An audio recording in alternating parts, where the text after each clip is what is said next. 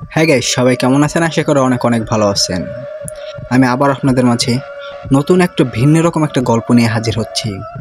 গল্পটির নাম হচ্ছে সিঁদুর ও কালা জাদু। আর দেনা করে আমরা গল্প শুরু করব। আর আমাদের গল্পের মাঝে ভুল ত্রুটি হয়ে থাকলে তাহলে ক্ষমার দৃষ্টিতে দেখবেন। আর আমাদের চ্যানেলে যারা নতুন, এখনও সাবস্ক্রাইব করেন নাই, অবশ্যই আমাদের চ্যানেলটিকে সাবস্ক্রাইব করে আমাদের পাশেই থাকবেন, যাতে পরবর্তী গল্প আপলোড দেওয়ার সাথে সাথে আপনার কাছে চলে যায়। চলুন আর দেরি না করে আমরা গল্প শুরু করি। সিঁদুর, শ্যাম্পু, সাবান, কাজল দিয়ে কালো জাদুর বাস্তব ঘটনা। আমার শাশুড়ি আমার উপর এইভাবে কালো জাদু প্রয়োগ করবে জানলে আমি কি আর সৌরভকে বিয়ে করতাম?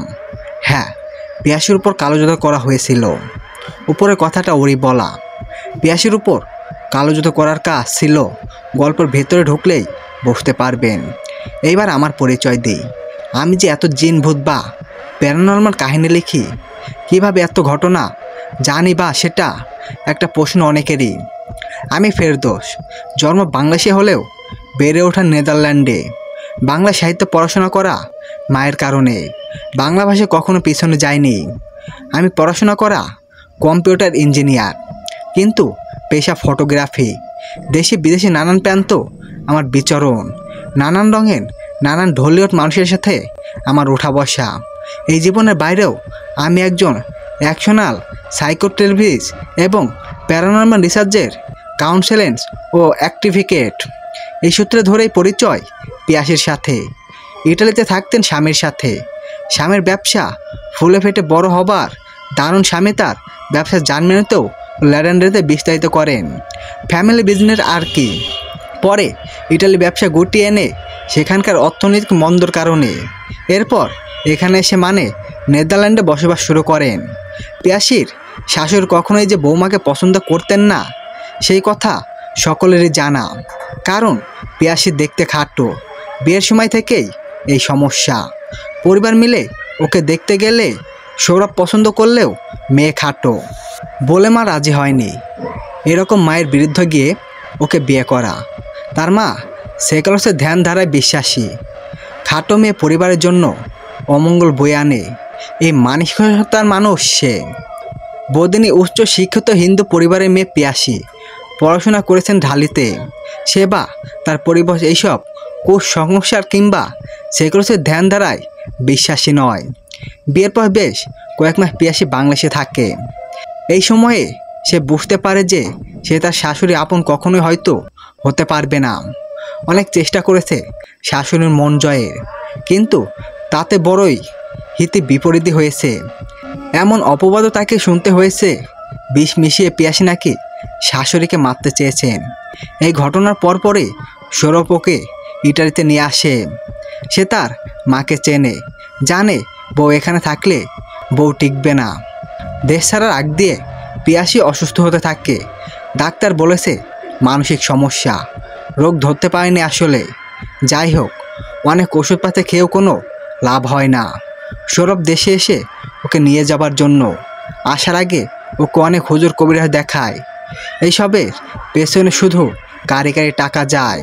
অবশেষে ও চলে আসে ইটালিতে। ওইখানে অনেক নামকরা ডাক্তার দেখালেও কোনো উন্নতি হয় না।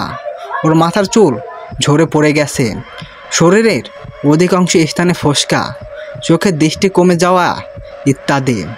কত শত চেক আপ আর হাজার হাজার ইউরো খরচ, ফলাফল শূন্য। মৃত্যুর খাতায় নাম লিখতে যা পিয়াসির জীবন অবশেষে দেবদূতের মতো হাজির হয় বিলকিস নামের বাংলা কমেডিশনে এক মেয়ে। কলকাতার মেয়ে বিলকিস ইটালিতে পড়াশোনা করে মাস্টার প্রোগ্রাম। ভারতে থাকে সে তার কোনো এক দাদুর কাছ থেকে সাদা জাদুর হাতিয়ার পেয়েছিলেন। কালো জাদুর প্রভাবে নষ্ট করতে প্রয়োজন সাদা জাদু। তো বিলকিস একদিন পিয়াসিকে দেখতে আসে। বাংলা কমিউনিটিতে পিয়াসির কথা জনে জনে শুনে কেন জানি ওর মনে হতে থাকে, যেহেতু চিকিৎসা বিজ্ঞানের কোনো সাধারণ সমাধান পাওয়া যাচ্ছে না, এমনও তো হতে পারে যে ওকে কালো জাদু বা বান মারা হচ্ছে। সৌরভ আর পিয়াসিকে জিজ্ঞাসা করা হয় তাদের কোনো শত্রু আছে কি না, যে শত্রুতার বশতে কোনো ক্ষতি করতে পারে বলে মনে হয়। ওদের জানা মতে সেরকম কেউ না থাকা ততক্ষণ না বললেও কিছু সময় পর গিয়ে সৌরভ নিজে থেকেই বলে যে হ্যাঁ আছে, আমার মা আমার বউকে পছন্দ করে না প্রথম থেকেই।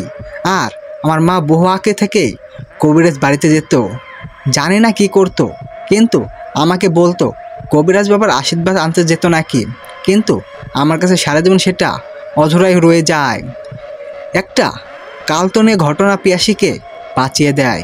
বিলকিস যখন ওদের কথা শুনছিল, ওর হাতের কাছেই ছিল পিয়াসীর সিঁদুরদানি। হঠাৎ করে ও খেয়াল করে যে ওই সিঁদুরদানের ঢালিতে দানিয়েতে যে অংশের সাথে লেগে থাকে তার দুই পাশের মুখগুলোতে মোম দিয়ে আটকানো। কি মনে করে বিলকিস ওই মোম নখ দিয়ে খোলার ট্রাই করে। সেটা দেখে পিয়াসী বিলকিসকে বলে, কি করছেন আপনি? ওটা আমার শাশুড়ি দেওয়া উপহার। আমি যখন দেশ ছেড়েছিলাম আমাকে দিয়েছিলেন ওটা। বিলকিস বলে, সেটাই তো দেখতে পারছি। সৌরভকে একটা সহি দিতে বলে ও। সহি দিয়ে মোম বের করা হলো। সেখান থেকে একটা ছোট্ট টিকটিকে লেজ বের করা হয়।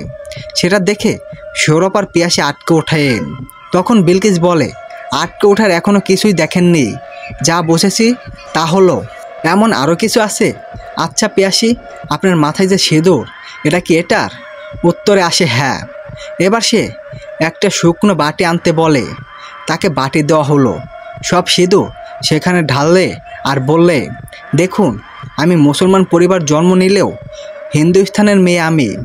আমার আশেপাশে কিন্তু হিন্দুদেরই বসবাস, তো আমি কিন্তু খুব ভালো করে সিঁদুর চিনি। এই দেখুন তো এর মধ্যে এগুলো কি? এই বলে সে সৌরভ আর পিয়াসীকে সিঁদুরের মধ্যে থাকা কিছু হালকা কালো জিনিস দেখায়। ওরা জিজ্ঞাসা করে, এগুলো কি? বিলকিস জবাবে দেয়, এলাচের ভেতরে থাকা কালো অংশের ক্ষুদ্র গুঁড়া, লাল রং দিয়ে মিশিয়ে পরে আবার সিঁদুরের সাথে মেশানো হয়েছে। এরপর বিলকিস জানতে চায়, আর কি কি গিফট দেওয়া হয়েছিল আপনার শাশুড়ির পক্ষ থেকে? সেগুলো একটু আমার সামনে আনুন। আনা হয় সাবান, শ্যাম্পু, পারফিউম, বডি স্প্রে, দুইটা দামি শাড়ি, অনেক চুড়ি, একটা পায়ের নূপুর, চোখের কাজল সহ আরও অনেক কিছু। বিলকিস এবার ওদের দুজনকে বলে, শুনুন পিয়াসী, আপনার উপর আমাবস্যা শয়তান বা ইফতিরিং এর সাহায্য নিয়ে কালো জাদু করা হয়েছে। ইফতিরিং শয়তানের জিনের অনাগতম, এরা খুব বেশি শক্তিশালী। আপনি বা আপনারা কি এগুলোতে বিশ্বাস করেন? মানে এইসব কালো জাদু জিন ভূত সৌরভ বিশ্বাস করে, আর পিয়াসী আতঙ্কিতভাবে বিশ্বাস করে। কোনো দ্রব্য দিয়ে কি জাদু করা হয়েছে, কিভাবে করা হয়েছে তা জানার আগে আমরা একটু বিলকিসের জীবনে ঘটনা কিছু জেনে আসি। বিলকিসের কথা আমি 2017 সালে জানি। পিয়াসীর এই গল্প শোনা মাধ্যমে বিলকিসের সাথে সেই বছর দেখা করে আসি ইটালিতে। আগেই বলেছি বিলকিস কলকাতার মেয়ে। বিলকিস কেন এবং কিভাবে জাদুবিদ্যার উপর আগ্রহী হয় উঠেছিল সেই গল্পটা আজ বলবো। এর সাথে করে আরও জানা যাবে সাদা ও কালো জাদুর উভয় জাদু সম্পর্কে অনেক অজানা তথ্য। খুব ছোট্ট থাকতেই বিলকিসের মা মারা যায়। ও শুনতো যে ওর মাকে নাকি ওর ফুপু বান মেরেছিল। ধীরে ধীরে ও বড় হতে থাকে। প্রতিশোধ প্রেরণায় আত্মা সবসময় চাইতো ফুপুকে শেষ করে ফেলার জন্য, কিন্তু কিভাবে? কথায় আছে, ইচ্ছা থাকলে উপায় হয়।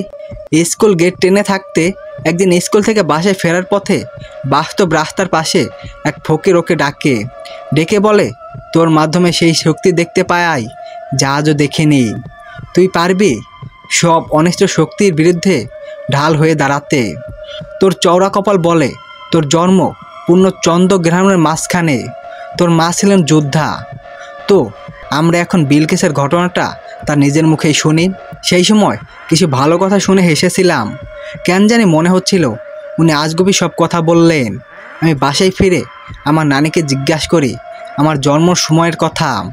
আমার নানি যা উত্তর দেন তাতে আমি অবাক না হয়ে পারি না। কিভাবে সম্ভব? আমার জন্ম নাকি আসলে পূর্ণ চন্দ্রগ্রহণের রাত্রে। পরের দিন আমি সেই জায়গায় যাই। স্কুল ছুটি হবার পর গিয়ে ওনাকে দেখি না, কিন্তু তার পাশে একজন ফল বিক্রেতাকে ছিলেন। তাকে জিজ্ঞাসা করলে তিনি বলেন ওই ফকির নাকি তার প্রতিবেশী। কাল সন্ধ্যা থেকে অসুস্থ হয়ে বাসায় পড়ে আছেন, স্ত্রী নেই, মারা গেছেন। আমি বলি আমি একটু ওনাকে দেখতে চাই, আমাকে প্লিজ ঠিকানাটা দিন। ঠিকানা নিয়ে আমি সেইখানে যাই। যাওয়ার পর দেখি ওনার শরীরটা জ্বরে পুড়ে যাচ্ছে। আমার নিজেরই জ্বর হলে হুঁশ থাকে না। নানি আর খালা আমার দেখাশোনা করে। আমি আসলেই জানি না কিভাবে কি করতে হয়। ওনাকে বললাম, দাদু আমি কি অ্যাম্বুলেন্স কল করব? উনি এত কিছু বোঝে না, বা বুঝলেও সেই সময় তার এত বোঝার ক্ষমতা ছিল না। আমি বের হয়ে পাশের ফোনের দোকান থেকে ফোন দিয়ে অ্যাম্বুলেন্স ডাকি। জানেন তো, ভারতের মতো একটা তৃতীয় বিশ্ব দেশে অ্যাম্বুলেন্স আসতে অনেক সময় লাগে। এখন জানি না সেখানে কোনো উন্নতি হয়েছে কি না। যাই হোক, ফকিরকে হাসপাতালে নিয়ে গেলাম, কিন্তু কিভাবে কি করতে হয় সেটা তো আর জানি না। আমার চলে যাওয়া মানা। অনন্ত কি করব? ফোন দিয়ে বড় মামাকে ডাকলাম। আমার মামার মতো বড় মনের মানুষ আমার জীবনে আমি খুব কমই দেখেছি। ফকিরের সব প্রকার খরচ তিনি বহন করলেন এবং আমার মধ্যকার মানবতা দেখে অনেক খুশিও হয়েছিলেন। ফকিরের বয়স 70-80 হবে। তার নাম তখনও জানি না। উনি যখন আমাকে আবার দেখলেন, দেখে কান্না করে দিলেন। আমার হাতটা নিজের হাতের মধ্যে ঢুকিয়ে নিলেন আর আমার দিকে তাকিয়ে বললেন, মা, আমি এমন এক বিদ্যা জানি যার অনেকেই জানে না। আমার আফসোস, কাউকে হয়তো শিখে যেতে পারবো না। সমাজে ঢুকেছে অনিষ্টকালীর দল, শয়তানের পূজারী। তুই কি শিখতে চাস মা? বল। আমি কিছুটা ভয় পেয়ে কিংবা অ্যাকশনের হয়ে জিজ্ঞাসা করি, দাদু কি সেই বিদ্যা? দাদু জবাব দেন, সাদা জাদুর বিদ্যা। আচ্ছা, এইবার দাদুর নামটা বলি। ওনাকে সবাই কালো ফকির নামেই চিনলেও ওনার একটা আসল নাম রয়েছে। নবাব সিরাজউদ্দৌলার সাথে মিল রেখে তার বাবার নাম রেখেছিলেন নবাব সিরাজ। তো আমি তাকে নবাব দাদু নামেই ডাকতে শুরু করলাম। আমার পরিবারও অনেক আপন হয়ে উঠলেন তিনি। আমার নানিদের বাড়িটা অনেক বড় হওয়ায় সেখানে তাকে থাকার ব্যবস্থা করে দেন আমার মামারা। তো আমি তার শেষ ইচ্ছা পূরণে লেগে গেলাম। যেদিন থেকে বুঝলাম এই বিদ্যাই পারে আমার ফুপুর প্রতি প্রতিশোধ নিতে। বাড়িতে সবাই দেখতো আমি কোরআন শিখছি দাদুর কাছ থেকে। কেননা ইসলামের ধর্মগ্রন্থ কোরআনের ভিন্ন ভিন্ন সূরা, বিশেষ কিছু আয়াত এবং কিছু পুরো সূরা মুখস্থ করার প্রয়োজন হয়। আবার হিন্দু ধর্মের কিছুটাও আয়াত করার প্রয়োজন হয়। কালী পুরাণ সন্দেশে ভালো জ্ঞান রাখার প্রয়োজন হয়। নবাব দাদুর কোনো নির্দিষ্ট ধর্ম মেনে চলতেন না। এখানে একটা তথ্য মাথায় রাখতে হবে, সাদা জাদু যে শিখবে তাকে কালো জাদু এবং সাদা জাদু উভয় শিখতে হয়। কিন্তু যে শুধুমাত্র কালো জাদু শিখতেই হয়, তাই সাদা জাদু শেখার কোনো প্রয়োজন পড়ে না। কেননা উভয় জাদু একে অপরের বিপরীতে শক্তি বহন করে, বিপরীতে বিশ্বাস বহন করে। তো কালো জাদু শিখতে গিয়ে সবচেয়ে বড় সমস্যার সম্মুখীন হতে হয় জীবনে। খুব ভয় পাচ্ছিলাম আমাকে কোনোভাবেই শয়তানের উপন্যাস করতে হয় কি না, কিন্তু দাদুর সেই দিকে খেয়াল ছিল। কালা জাদু শিক্ষা এবং এর প্রয়োগ দুটোই দুই রকম ব্যাপার। শুধুমাত্র কালা জাদু জ্ঞানটা রাখার প্রয়োজন পড়ে, যেমন এটা ধরতে পারা যায় কিভাবে কালো শক্তির বিপরীতে সাদা শক্তির কাজ করে। রোগ না জানলেও বা ভাইরাস সম্পর্কে জ্ঞান না থাকলেও যেমন তার প্রতিশোধ তৈরি করা যায় না, ব্যাপারটা ঠিক তেমনই কালা জাদুর ক্ষেত্রে। সবচাইতে ভয়ঙ্কর ক্ষেত্র হলো কাউকে বান মারা। বান মারা সবচাইতে পর্যাপ্ত হলো মৃত্যু।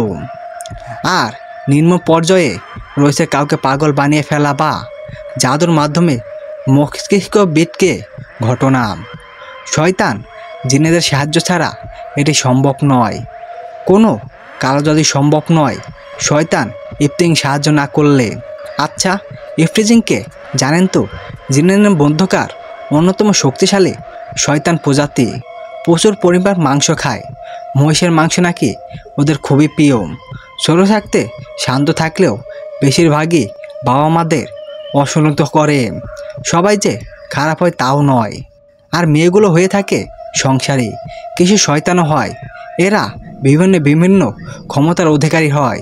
যেই সব ইফতিজিং একের সাথে উঠতে পারে এবং রূপ পরিবর্তন করতে পারে তারা বেশি দাপটি হয়, কারণ ইবলিশ বেশি তাদেরকেই প্রাধান্য দেয়। যাই হোক, ইফতিজিং সম্পর্কে জানা গেলে অনেক কথা। এবার আসি কীভাবে কাউকে বান মারা হয় সেই কথাতে। আপনি সবাইকে জানি বলুন তো?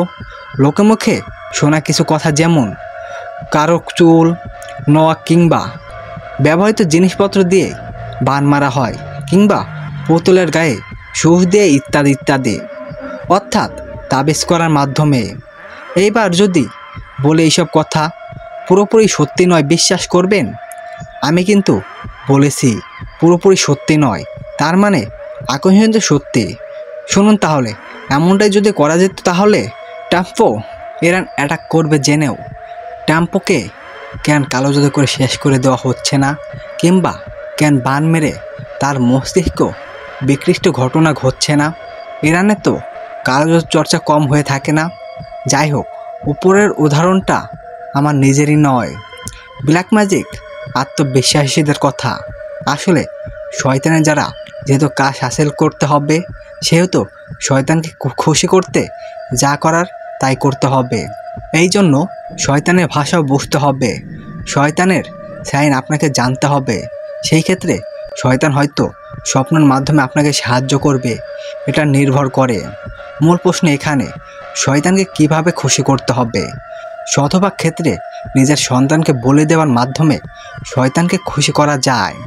গল্প, সিনেমাতে যা জানেন বা দেখেছেন, ছাগল, পাঠা, মুরগি, এইসবের মাধ্যমে শয়তানকে খুশি করা হয় তা নয়, এর মাধ্যমে শয়তানকে ডাকা হয়।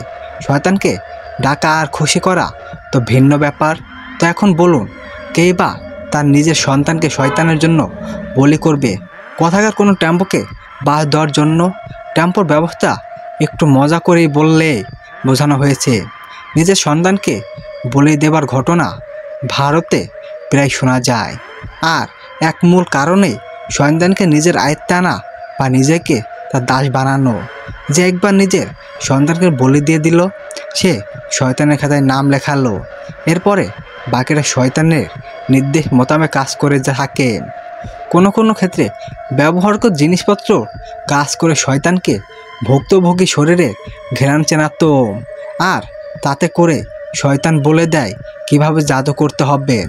জাদু করার ক্ষেত্রে কিছু বিষয় প্রাণ রক্ত, কিছু বিশেষ ফল এবং ফুল খুবই গুরুত্বপূর্ণ। খুব বেশি গভীরে যাওয়া উচিত হবে না, শুধু অল্প একটু বলবো একটু ধারণা দেওয়ার জন্য। সুস্থ কাউকে প্যারালাইসিস করে ফেলতে যে ভয়ঙ্কর বান মারা হয়, সেটি অতি সাধারণ। শুধু প্রয়োজন ভুক্তভোগীর শার্ট, গেঞ্জি কিংবা লুঙ্গি বা প্যান্ট। শার্ট গেঞ্জি হলে উপরের অংশ প্যারানর্মাল হবে, আর লুঙ্গি বা প্যান্ট হলে নিচের অংশ। পরিধের জামা বা প্যান্ট একদিনের জন্য কাছে রাখলেই চলবে। কালা জাদু শুধু মাত্র তার মনের ইচ্ছার কথা প্রকাশ করবে। জামা বা প্যান্ট সামনে রেখে শয়তানের উপন্যাসতে মগ্ন হবে।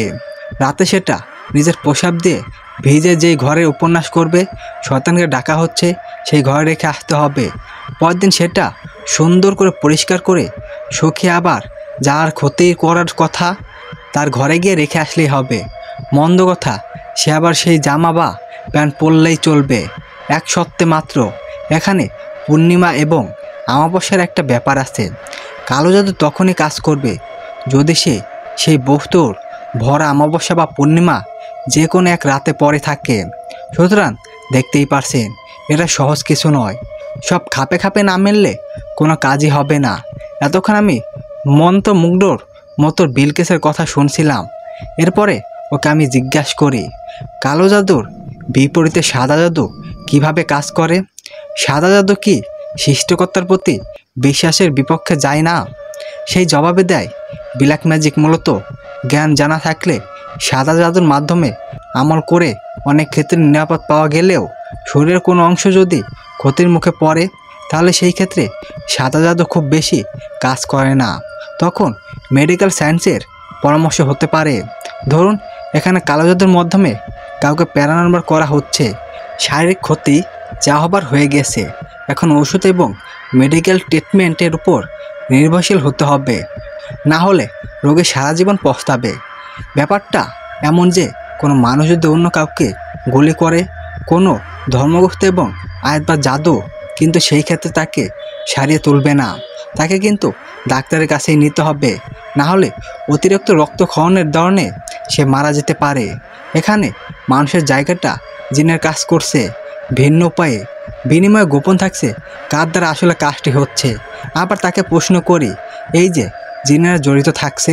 এই ক্ষেত্রে ধর্মগ্রস্ত সাদা জাদুর ক্ষেত্রে কিভাবে কাজ করে? তার জবাব ছিল, জিনেদের কিন্তু ধর্ম আছে, ঠিক মানুষের মতোই।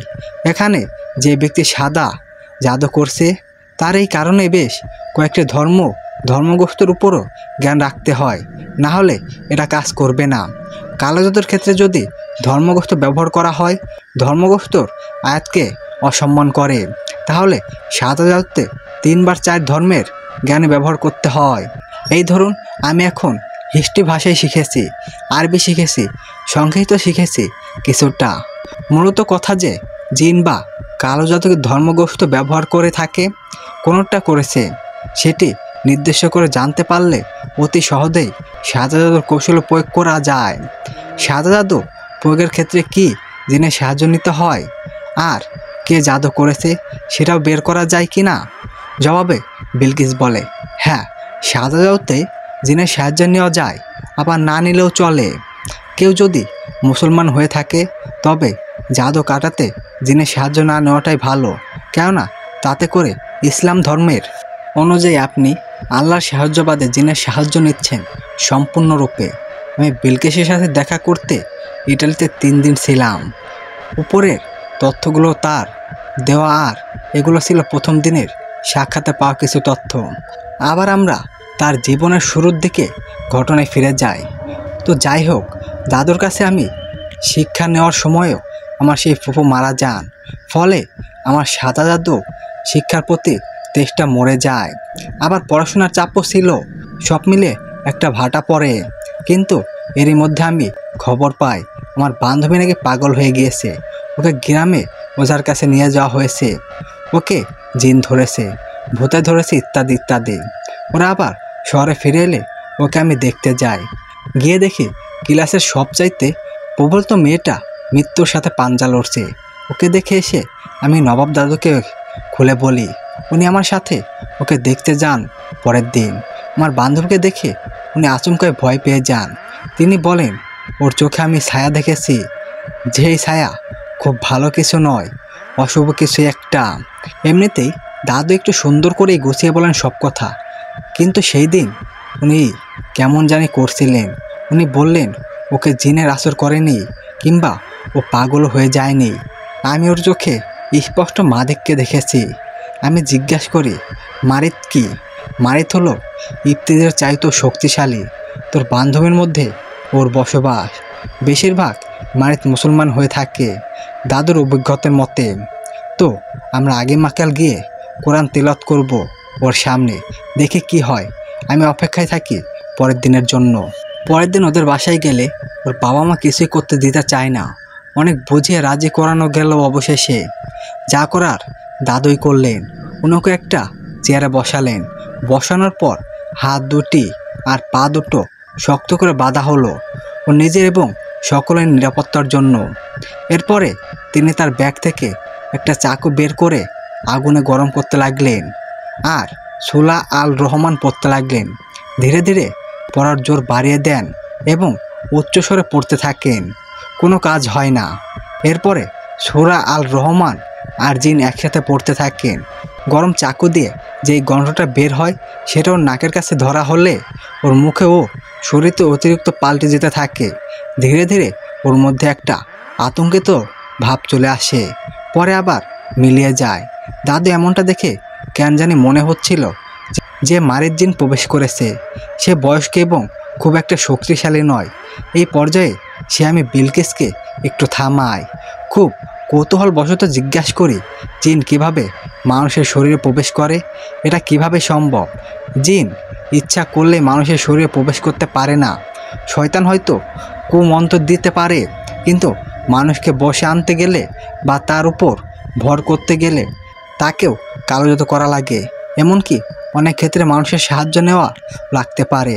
আমরা প্রায় শুনে থাকি যে রাশিতে রাশিতে মিলে গেলে জিনে ধরে, কিংবা জিন যে পথে চলে সেই পথে পড়ে গেলে ভর করে, ইত্যাদি ইত্যাদি। আসলে এগুলো একটাও সত্যি নয়। জিন যার উপর ভর করতে চায় মানুষের রূপ ধরে তার আশেপাশে ঘোরাফেরা করে। ধরুন আপনার বন্ধু টয়লেটে গিয়ে টিফিন পিরিয়ডে আপনি জানলেন না, সেই সময় তার রূপ ধরে এসে আপনাকে বলবে, বন্ধু এটা খা। আপনি খেলেন, এরপর ফাঁকে সে উধাও হয়ে যাবে, আর আপনি ওটা খেলেন তো মরলেন। এরপর আপনি তাকে অন্য ছেলে মেয়েদের মাধ্যমে মিশে যেতে দেখবেন, ভাববেন সে হয়তো অন্য কোথাও চলে গিয়েছে। যেই ঘটনা আপনাকে এতক্ষণ বলেছিলাম, মানে আমার ছোটোবেলায় যে বান্ধবীকে মারির জিনে ধরেছিল, এভাবে ওই জিনটার উপর মধ্যে প্রবেশ করেছিল। তো তারপর কি ঘটেছিল আপনি বলুন। বিলকিস আবার বলতে শুরু করে, এরপর দাদু তার ব্যাগ বা ঝোপ থেকে জমজমের পানি বের করে আমার বান্ধবীর মুখে ছিটাতে থাকে। সে খাবার চায়, কিন্তু তাকে সেই সময় কোনোভাবেই খাবার দেওয়া যাবে না। জিন এখানে বুদ্ধি করেছিল, ওই খাবারে গলায় দিয়ে ঢোকার সময় খাবার আটকে দিলে আমার বান্ধবী শ্বাস প্রশ্বাস বন্ধ হয়ে মারা যাবে। এটার মাধ্যমে এখন বুঝি যে নবাব দাদু আসলে কতটা অভিজ্ঞতা ছিলেন এইসবের দিকে। না হলে জিনের এই বুদ্ধির কথা উনি কিভাবে বা জানতে পারলেন? পরে জিনে আরও অনেক মায়ের জিনের সাক্ষাৎ পেয়েছিলেন, ভালো মন্দ উভয়ই, এবং আসলে ওই বুদ্ধিটাই করে থাকে। অবশেষে জমজম পানি ছিটানোর ফলে একটা সময় ওই জিনটা শরীর ত্যাগ করে। জিন যদি বয়স্ক না হয়ে অল্প বয়স্ক হতো তাহলে এতটা সহজে ছাড়ানো যেত না। বিলকিস ইটালি পুরোটাই চিনে বলতে গেলে বেশ কয়েক বছর এসেছে এখানে পড়াশোনা করতে। আমি ওকে জিজ্ঞাসা করি, আপনি ইটালিতে এসেছেন শুধু পড়াশোনা করতে, নাকি এর পেছনেও এইসব মানে সুপার ন্যাশনাল এর ব্যাপার স্যাপার আছে? বিলকিস কিছু জবাব দেয় না, ততক্ষণে কিছুক্ষণ চুপ করে থেকে বলে, আসলে এর পেছনে সুপার ন্যাশনাল ব্যাপারটাই মূলত। এখানে ভ্যাসিকিন থাকায় বাইবেলের চর্চাটা ভালো করেই হয়। আমি আসলে পড়াশোনার পাশাপাশি বাইবেলও তোরা হতে জ্ঞানটা মজবুত করতে এসেছি। তো কতদূর হলো? অনেকটাই হয়েছে। আচ্ছা, এবার খুব ইন্টারেস্টিং একটা প্রশ্ন করি আপনাকে। সেটা হলো, এই যে জিনের ধর্ম মানে, আবার যখন তাদের সম্মান ধর্মগত আয়াত বলা হচ্ছে বা তেলাওয়াত করা হচ্ছে, তারা তখন কেন ভয় পায়, কেন মানুষকে ছেড়ে চলে যেতে বাধ্য হয়? উত্তরটা খুব সিম্পল। এই কারণেই বলেছিলাম যে কোনো জিনের ধর্ম যদি বের করা যায় তাহলে তাকে তাড়ানো ততটাই সহজ হয়। আচ্ছা, একজন মুসলমানের সামনে যখন কোরআন তেলাওয়াত করা হয়, সে কিন্তু শান্ত হয়ে বা সম্মান দিয়ে সেটা শোনে না, শোনে, কিন্তু আবার তার সামনে যদি আল্লাহর কথাগুলো ব্যাখ্যা করা বলে, আল্লাহ কি কি বলেছেন কোরআনে, সে কিন্তু সম্মানিত সহিতে সেই কথাগুলো শুনবে এবং মানার চেষ্টা করবে। তেমনি এটাও তাই, জিন যদি মুসলমান হয় তার সামনে কোরআন পাঠ করলে সে তার ভুল বুঝতে পারে, ইবলিসকে ভুলে আল্লাহকে মনে পড়বে, পাপবোধ তার শরীরে পড়তে থাকবে, তাই সে ছেড়ে যে বাধ্য। এই রকম যদি জিন নাস্তিক হয়ে থাকে, জিনেরা নাস্তিক হয় না, হয় তারা আল্লাহকে মানে, নয়তো ইবলিসের ধোঁকাতে শয়তান হয়। তারা কোনো না কোনোভাবে আল্লাহকে বিশ্বাস করতে বাধ্য। এর পুরো ব্যাখ্যা আমার পক্ষে দেওয়া সম্ভব না। জিনারা যে নাস্তিক হয় না সে কথা আপনি কিভাবে জানেন? দাদু বেঁচে থাকাকালীন সময় দাদুর সাথে একবার 3 জন ব্যক্তি দেখা করতে আসে। দাদু আমার সাথে তাদের পরিচয় করিয়ে দেন। এরা একই পরিবারের 3 জন সদস্য, ইরাহো, সাবি এবং তোরা। এরাও হলো ভাই, সাবি হলো বোন, আর তোরা হলো ওদের মা। আমি জানতাম না ওরা জিন ছিল। আসলে অনেক পর এসে দাদু বলেছিলেন। যখন দাদু আমাকে ওদের কথা জানায়, আমার কৌতূহল মন শুধু ওদের কথাই জানতে চাইতো। এইভাবে কথায় কথায় জেনেছিলাম ওরা নাকি দাদুকে বলেছিল। এই প্রশ্নের জবাবে পরে বিলকিস আমাকে জিজ্ঞাসা করে, আর কোনো প্রশ্ন আছে? আমিও আপনার মতো কৌতূহল ছিলাম এক সময়। এটা বলতে সে হেসে দেয়। হাসলে ওর গলে টোল পড়ে, দেখতে অসাধারণ লাগে। এত ঘটনা শোনার পর ওকে বলি, বিলকিস, আপনি যা কিছু বলেছেন সাদা জাদু বা জিন রিসর্টের কেন জানি মনে হচ্ছে রোকায়ার সাদা জাদু একই, শুধু নামই ভিন্ন। আসলে কি তাই নয়? আসলে বলতে গেলে একই ধরা যায়, কিন্তু অবশ্যই ধর্মীয় দৃষ্টিকোণে থেকে বিশাল একটা পার্থক্য রয়েছে। পার্থক্যের কথা আপনাকে খুলে বলি। রোকায়া মূলত ইসলাম ধর্মের মতে করা হয়ে থাকে। এটি 2 প্রকার, রোকায়া শায়িকা ও রোকায়া শায়াকা। এখানে একটি শারীরিক নিয়ম মেনে চলে, আরেকটা চলে না বলে একে শিকারের সাথে গণ্য করা হয়ে থাকে। কিন্তু সাদা জাদুর কোনো নির্দিষ্ট ধর্ম মেনে চলে না। এছাড়াও কালো জাদু কাটানোর ক্ষেত্রে এই নিয়ম পুরনো ভিন্ন। অনেক ক্ষেত্রে সাদা জাদু ইসলাম ধর্মের বিরুদ্ধে যেতে পারে, কিন্তু সেটা নির্ভর করে যিনি করবেন তার উপর। আরেকটা বড় পার্থক্য হলো রোকেয়ার ভিন্ন সমস্যার সমাধান করতে পারে, কিন্তু সাদা জাদু শুধুমাত্র কালো জাদু এবং ভেট্টিমি বিদ্যার শয়তানি শক্তির প্রভাবিত করতে পারে। রোকেয়ার চাইতে সাদা জাদু দ্রুত কাজ করে। আচ্ছা, সাদা জাদুর খারাপ কোনো দিক কি আছে? মানে যে করবে তার কোনো ক্ষতি হবার সম্ভাবনা নেই? আবার আছে বললেও ভুল হবে না। তবে কালো জাদুকরদের কথা আবার ভিন্ন কিছু। যে একবার শয়তানি ইফতিজিংকে খুশি করে তার পেছনে ফিরে তাকানোর কোনো উপায় থাকে না। সারা জীবন কই শয়তানের পুজো করে যেতে হবে। যদি সে একবার শয়তানে বিভক্ত হয়, যেহেতু সে ওই শয়তানের দাসত্ব করেছে, সে তাকে সেই সময় শেষ করে ফেলা হবে। মৃত্যুর কারণ হিসাবে দেখা যাবে সাপে কেটে মারা গেছে। জানলেই তো সাপের রূপ জিনেদের বেশি অন্তত। জানি। আর জিনারা যে মিষ্টি খেতে পছন্দ করে এটাও কিন্তু সত্যি। মানুষটা মানে আমরা কি মিষ্টি খেতে পছন্দ করি না? আমরা যদি করি ওদের করতে সমস্যা নেই তো নাকি? এটা বলতে ও আবার হাসতে থাকে। নিজেদের তখন একটু বোকা লাগছিল, মনে হচ্ছিল বোকার মতো প্রশ্ন করে ফেলেছি। সামলে নিয়ে আমরা সেই দিনকার মতো উঠি, লাঞ্চ করতে যাই একসাথে। লাঞ্চ থেকে ফিরে আমি আবার হোটেলে আসি। আমি ওর বাসার পাশেই একটা হোটেলে উঠেছিলাম, জায়গার নাম বলতে পারবো না। প্ল্যান ছিল সন্ধ্যার দিকে আবার বেরোবো, আবার কথা হবে। তো সেদিনও একটা কাজে আটকে যাওয়ায় রাতে দেখা করে কিছুক্ষণের জন্য আমাকেও সেই রাতে একটা ছোট্ট আয়না দেখায়। আয়নাটা দেখিয়ে বলে, জানেন এই আয়না দিয়ে কিন্তু কালো জাদু করা হয়েছিল এই শহরেই, একটু আগে সলভ করে এলাম। পুরোপুরি একটা কেস। লেখকের কথা, বিল গেটসের সাথে পরিচয় কয়েক বছর আগে। এমন কাউকে বন্ধু হিসেবে পাওয়াটা অনেক ভাগ্যর। পিয়াসীকে এই কারণে এখনও ধন্যবাদ জানাই। বিল গেটস এর কথা না জানলেও বা না দেখলে হলেও আমার নিজের জ্ঞানেও এত উন্নত হতো না, এত কিছু জানতাম না। এটাকে আমি সৌভাগ্য হিসাবেই ধরি। গত কয়েক মাস যাবৎ বিল গেটসের সাথে যোগাযোগ করার চেষ্টা করেও ওর সাথে যোগাযোগ করতে পারিনি। এতদিন কেউ কোনো সমস্যা নিয়ে এলে আগে পুরো সমস্যার কথা জেনে দেখতাম কোনটা সাইকোলজিক্যাল বা ফিজিক্যাল সমস্যার, কোনটা আসলে কালো জাদুর কেস। কালো জাদুর কেসগুলোকে নিয়ে প্রথমে বিল গেটসের সাথে কথা বলতাম। আমি এখান থেকে যদি সমাধান করে দিতে পারতাম তো ভালো, না হলে ওনারা ইটালিতে যেতে ওর কাছে। প্রিয় পাঠক পাঠিকেরা, একটা সত্য কথা কি জানেন? আমার সাথে কথা বলতে আসে 100 জনের 98 জনই সাইকোপ্যাথের সমস্যা। দৈনন্দিন জীবনে ঘটা বিভিন্ন সমস্যা, মানসিক পীড়ার ব্যবস্থাগুলোকে মানুষ অনেক সময় নিজের থেকে মেনে নিতে পারে না। আমাদের অচেতন মনে সেটাকে প্রশ্রয় দিতে থাকে এবং লোকে মুখে শোনা জাদুটোনা বা কালো জাদুর বান মার্কে এর সাথে মিশিয়ে ফেলে। ফলে তারা একসময় বিশ্বাস করতে থাকে তাদেরকে আসলে হয়তো কালো জাদু করা হয়েছে। আসলে তা নয়, এটা পুরোটাই মানসিক। যাই হোক, আমরা আবার আয়নার কাছে ফিরে যাই। বিল গেটসের মুখে শুনি মূলত এই আয়নার কাছের পিছনে একটা ক্রস চিহ্ন ছিল। এই ক্রসটার রহস্য।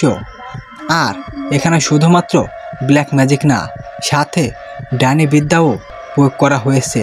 না হলে ম্যাজিক কাজ করবে না, শয়তানও আসবে না। ওহ, একটা কথা, ইউরোপে কালো জাদুর চাইতে ডাইনি বিদ্যা চলে কিন্তু বেশি। নোট, ডাইনি বিদ্যা নিয়ে আমাদের গল্প আসবে ভবিষ্যতে। তো যার উপর এটা করা হয়েছিল সে যখন এই আয়না দিয়ে নিজেকে একটা নির্দিষ্ট সময় ধরে দেখত বা ঝড় চুল আঁচড়াতো, একটা সময় গিয়ে তার মাথা ব্যথা হতো, নাক দিয়ে মাঝে মধ্যে রক্ত বের হতো, এমনকি গলা দিয়েও। এটা প্রায় হতো। ডাক্তার তো কিছুই ধরতে পারে না, বলে মাইক্রোগ্রাফি প্রবলেম। এই পাঠটুকু খুবই ইন্টারেস্টিং। একজন মহিলা জাদুকর যে কিনা একসাথে ড্যানি, যার ড্যানি সেতুতে পরিণত। এই আয়নাকে ভুক্তভোগীর নাম ঠিকানা সহ পলিথিতে মুড়িয়ে মাটির তলে রেখে শয়তানকে মনে মনে জমতে থাকে এবং তার উদ্দেশ্য কামনা করে। কিভাবে জাদু করা হয়েছিল তার সবটুকু আমি পাঠকদের জন্য দিতে পারবো না বলে দুঃখিত, কিন্তু কালো জাদু আর ড্যানিশি বিদ্যা কীভাবে একসাথে কাজ করে সেটা বলে দিচ্ছি। এই আয়না দিয়ে যদি অমুক নিজেকে দেখে, তার যেন মস্তিষ্ক বিটল হয় এবং নিঃশব্দ হয়ে যায়। এরপর মাড়ি থেকে তুলে ছুরি দিয়ে কাছের পেছনে একটা ক্লাস ক্রস চিহ্ন দেয়। ক্রসের মাধ্যমে বারবার 3টা দাগ দেয়, যার মাছটা একটু ছোট। এরপর কাছ আবার ফোমে বসিয়ে দেয়। এই দাগগুলোই নির্দেশ করে যে কোনো শয়তানকে ডাকার জন্য।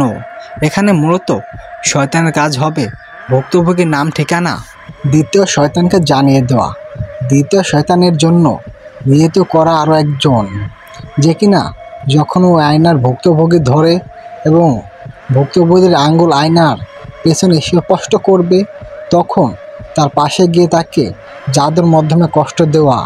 এখানে জিনের আলাদা করে ডেকে নিয়ে যাওয়া হচ্ছে, বিধায় এই ভেটেকিনি বিদ্যার মাধ্যমে কোনো একভাবে পড়ে। তবে বলে রাখি, ডেকিশন বিদ্যা এর থেকে আরও ভয়ঙ্কর, একটু ভিন্ন রকম। তো এখানে মেয়েকে কিভাবে জাদু করা হলো? শুধু নাম আর ঠিকানা দিয়ে না, ওই ক্রস চিহ্ন তো আয়নার পেছনে, যেটা কিনা ফ্রেমের বসানোর ক্রমের মাধ্যমে 3 দাগ বরাবর আঙ্গুল পড়লেই কেবল শয়তান টের পাবে যে সে আয়না হাত দিয়েছে।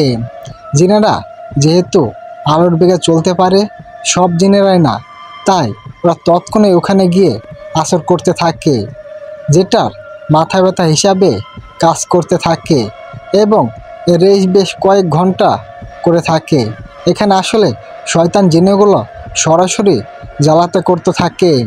সেই দিন রাতে বিলকিসের কাছে আমার শেষ প্রশ্ন ছিল তাবিজ নিয়ে। তাবিজ কীভাবে করে, মানে তাবিজে কীভাবে কালো জাদু করে? সেই প্রশ্নের উত্তর আগে শুনবো কিভাবে সাদা জাদু দিয়ে ওই আয়না জাদু নষ্ট করা হয়েছিল এবং ভুক্তভোগী অবশেষে কী হয়েছিল। আয়নার জাদু কাটানোর জন্য আয়না লেগেছিল আরেকটা নতুন আয়নার উপর, মানে স্পষ্ট অংশের এই ক্রস চিহ্নর বিপরীতে ক্রসেকে গোল করে ক্রস আটকানো হয়। তারপর মাঝের 3টা দাগকে কেটে দিতে হয়। অবশেষে 2 আয়নাকে একসাথে বেঁধে ফেলা হয়। আর যে আয়না কালো জাদু করা হয়েছিল তার ওপর পাশে যেহেতু ক্রস চিহ্ন থাকে, তাই সাদা জাদু আয়নার স্পষ্টে কাজ থাকবে সেই বরাবর। ফলে জাদু রিঅ্যাকশন হবে শুধুমাত্র আয়নাতেই। এইভাবে কিছুদিন যাওয়ার পর দেখতে হবে সমস্যা চলে গিয়েছে কি যায়নি। ভুক্তভোগী যদি নিজেকে সুস্থ দেখে, তাহলে সে নিজেই নাম নিয়ে খুব জোরে পাথরে কিছু দিয়ে একসাথে বাঁধা আয়না দুটো ভেঙে ফেলবে। ভেঙে ফেলে জাদু নষ্ট হয়ে যাবে এবং ওই একই জাদু বিদ্যা তার উপর আর কখনো করা যাবে না। সাদা জাদুর শক্তি এটা। সাদা জাদু অনেকটা টেকনিক্যাল বলা চলে। এরপরেও ওকে প্রশ্ন করি, এই মানুষ তাবিজ করা নিয়ে কিছুটা বলেন, এটাকে আপনি কি বলবেন? আসলে কি বাস্তব এটা? তাবিজ বাস্তব, কিন্তু তাবিজের দ্বারা কখনো ভালো বা উপকৃত কিছুই হয় না। তাবিজ শয়তান ডেকে আনার আরেক উত্তম উদ্দেশ্য এবং ভেটেকিনি বিদ্যার ভয়ঙ্কর অস্ত্র। আমি জিজ্ঞাসা করি, তাবিজ কিভাবে কাজ করে? তাবিজের উপর যে খোলস দেখো, তা বা সিলভারের রঙের, সেটা কিছুই না। মূলত জিনিসটা হলো ভেতরে দেওয়ার কাগজ। সেই কাগজের মধ্যে শয়তানকে ডাকার কাগজটা করে হয়ে থাকে। একটা উদাহরণ দিয়ে বোঝায়। আমি আর নবাব দাদু একবার এক প্রতিবেশীর বাসায় থেকে প্রায় 50টা তাবিজ উদ্ধার করি। সেগুলো খুলে দেখি কাগজগুলোতে রক্তের দাগ, আর তাতে বাংলা ও আরবি ভাষাতে জাদুর নির্দেশনা দেওয়া। বিভিন্ন তাবিজের বিভিন্ন নির্দেশনা, আর রক্তজাত জাদুকরের নিজের। পুরো জাদুর প্রচেষ্টা ছিল এমন, জাদুকর তার পায়ের তালু কেটে রক্ত বের করে সেটা একটা বড় কাগজে লাগায়, পা দিয়ে চেপে। তারপর সেটা শুকিয়ে গেলে ভরা পূর্ণিমা রাতে আবার জাদুকর অন্য পাও কেটে ওই কাগজের অপর পাশে রক্ত লাগায়। সেটা শুকিয়ে গেলে আবার ভরা পূর্ণিমা রাতে সেই শয়তানকে ডেকে আনার চেষ্টা করে। শয়তান এলে উপন্যাসে বসা জাদুকরের সামনে থাকা ওই কাগজ নাচাড়া শুরু করে। এরপরে শয়তান উপলব্ধি সে 50 টুকরো করে বিভিন্ন নির্দেশনা দেয়। সবাই অনন্তর জন্য করা হয়ে থাকে। আর এই কারণে তাবিজ ব্যবহারে ইসলামী ধর্ম নিষিদ্ধ। যে সকল হুজুর তাবিজ দেয় এগুলো কোনো কাগজ না, খুলে ভেতরে দেখবেন শুধু কাগজ হয়তো কিছু লেখা আর কিছু নয়। তো তাবিজকে কীভাবে ধ্বংস করা যায়? এটা খুব সাধারণ। সব তাবিজ একসাথে করে আগুনে পুড়িয়ে ফেললে আর কোনো ক্ষতি হবে না, সম্ভাবনা থাকে না। এর বাইরে কেউ যদি কিছু করে থাকে তাহলে বুঝবেন সেই লোক দেখানোর কিছু করেছে। পরের দিন আবার নেদারল্যান্ডে ফিরে আসার আগে তার সাথে কিছু সময় পার করি। জিজ্ঞাসা করি, নবাব দাদুর অবশেষে কি হয়েছিল? আমার ইটালিতে আসার আগে তিনি হিউম্যানিয়া হয়ে মারা যান, আমাকে একা করে দিয়ে চলে যান। আমি শোক দুঃখে অনেক জেদ নিয়ে এখানে চলে আসি। এই জেদে যে আমাকে খুব ভালো করে এটা শিখতেই হবে। দাদু আমাকে টানা 5 বছর সাদা জাদু শিক্ষা দিয়েছিলেন। আশেপাশে শয়তানের পূজায় তো ভরে গিয়েছিল, সেটাকে থামানোটাই আমার মূল উদ্দেশ্য। আমার মা যে এই কালো জাদুর কারণে মারা গিয়েছিলেন সেটা তো জানেনি। আমার মা নেই, বাবা থেকেও নেই। জাদুতে ভক্তিভীত মানুষগুলো আমার পরিবার। আর মনে আছে সেই জিন পরিবারের কথা? হ্যাঁ, তারা আমার অদৃশ্য পরিবার। বিলকিসের সাথে আমার কথাবথন আমি এখানেই শেষ করেছি। সকালে জানার ইচ্ছা অবশেষে পিয়াসির কি হয়েছিল, বিলকিস কীভাবে পিয়াসিকে সাহায্য করেছিল। তো চলুন আমরা যেখানে গল্পর মূল অংশকে রেখে এসেছি সেখানে ফিরে যাই। এরপরে বিলকিস জানতে চায় আর কি কি গিফট দেওয়া হয়েছিল আপনার শাশুড়ির পক্ষ থেকে, সেগুলো একটু আমার সামনে আনা হয় সাবান, শ্যাম্পু, পারফিউম, বডি স্প্রে, 2টা দামি শাড়ি, অনেক চুড়ি, একটা পায়ের নূপুর, চোখের কাজল সহ আরও অনেক কিছু। বিলকিস এবার ওদের দুজনকে বলে, শুনুন পিয়াসি, আপনার উপর আমাবস্যা, শয়তান বা ইফটিজিংয়ের সাহায্য নিয়ে কালো জাদু করা হয়েছে। কিভাবে করা হয়েছে সব বলছি। বিলকিস শ্যাম্পুর বোতলটা নিয়ে সব শ্যাম্পু একটা বাড়িতে ফেলে। এরপরে সে পাশের দোকানে থেকে সৌরকে একটা বেদানা ফল নিয়ে আসতে বলে। নিয়ে আসা হলো। পুরো বেদানার রস বের করা হয় এবং শ্যাম্পুতে ঢালা হয়। পুরো শ্যাম্পুর উপর ওগুলো পোড়ার সাথে সাথে সাদা ধোঁয়া বের হতে থাকে। সৌরভ এবং পিয়াসি তখন চোখ বড় বড় করে শুধু দেখছিল। তখন বিলকিস বলে ওঠে, এই যে আপনার মাথার চুল সব ঝরসে পড়েছে এই শ্যাম্পুর কারণে। এটাতেও কালো জাদু করা হয়েছিল, কিভাবে সেটাও বলছি। তার আগে বলুন, এই শ্যাম্পু আপনার শাশুড়ি কি একদম নতুন কিনে দিয়েছিল নাকি ব্যবহার করে একটা দিয়েছিলেন? পিয়াসি জবাব দেয়, যতদূর মনে পড়ে নতুন তো দিয়েছিলেন, তবে উপরে সাদা টেপ লাগানো ছিল। হয়তো বিমানে আসবে বলে চাপে যাতে শ্যাম্পু বের হয়ে লাগেজে ভরে যায় কি না এই কারণে টেপ লাগিয়েছিলেন। তবে মুখে সিল করা ছিল কি না খেয়াল করিনি। পিয়াসির কথা শেষ হলে বিলকিস আবার বলতে শুরু করে, অবশ্যই এটা খোলা হয়েছিল।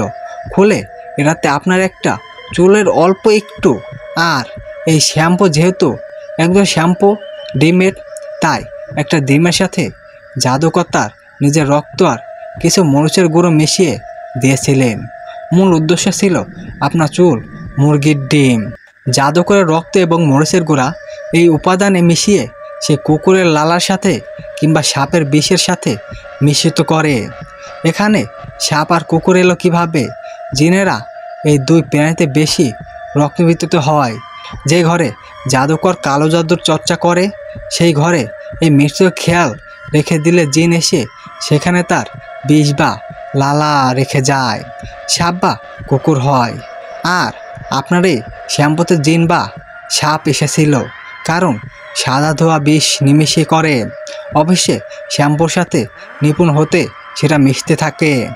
সুন্দর করে আপনাকে টেপ লাগিয়ে উপহার হিসেবে আপনার শাশুড়ি দিয়েছিলেন। ফলাফল আপনার মস্কিটো বিষয়ত প্রয়োজনীয় জিনিস ভুলে যাওয়া এবং দেখতে পাচ্ছেন আপনার মাথার চুল শূন্য। এই চুল আবার ফিরে আসবে কি না আমি নিজেও জানি না। এইসব শুনে ও দেখতে পিয়াসে কাঁদতে থাকে। সৌরভের মুখটা ভার করে বসে থাকে।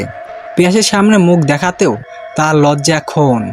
আর এই যে শাওয়ার জেলটা, সাবান দেখছেন, এখানেও একটা কাজ করা হয়েছে। শুধু ডিমের বদলে এখানে শাওয়ার জেল যে রং, সেই রং ব্যবহার করা হয়েছে। এই কারণে আপনার শরীরের সৌন্দর্য নষ্ট হয়ে গিয়েছে এবং চামড়া উঠে যাচ্ছে। সবশেষে ছিল কাজল, চোখের দৃষ্টি নষ্ট করার জন্য। এখানে ডিম বা রং এর বদলে কাজল তৈরিতে ব্যবহৃত এমন উপাদান ঘি ব্যবহার করা হয়েছে। ঘিতে জাদু করা হয়েছে।